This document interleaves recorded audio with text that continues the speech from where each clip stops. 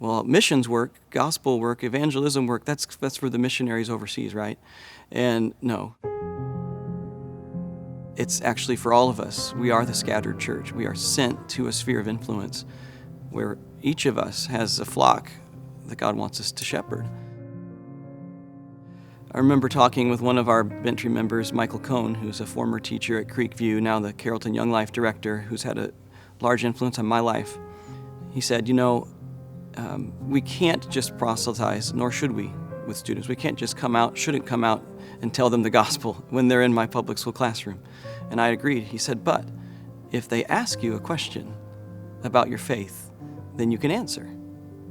So pray that they ask.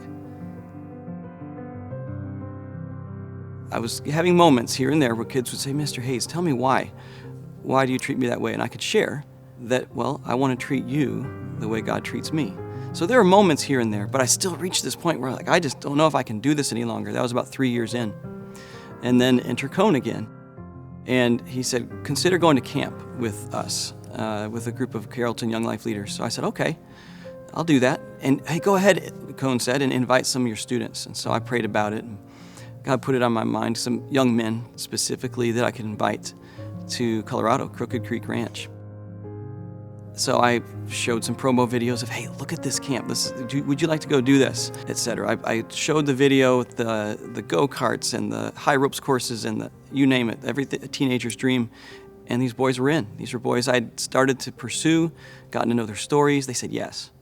I was able to take off my teacher hat in that setting. And in that setting in Colorado, could go deep into all questions of faith. And the gospel was laid out in a very beautiful way over the course of a week.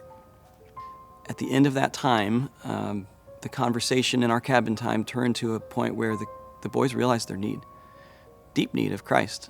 And I asked, would you like me to lead you in a prayer to receive Christ? And they said, yeah.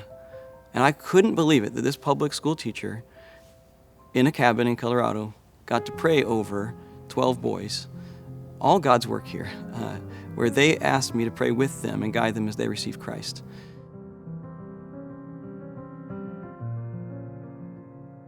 We're not merely teachers, we are Christ, bringing Christ into the classroom with kids who need Him desperately, who come from all sorts of situations, who need to hear His word, His teaching.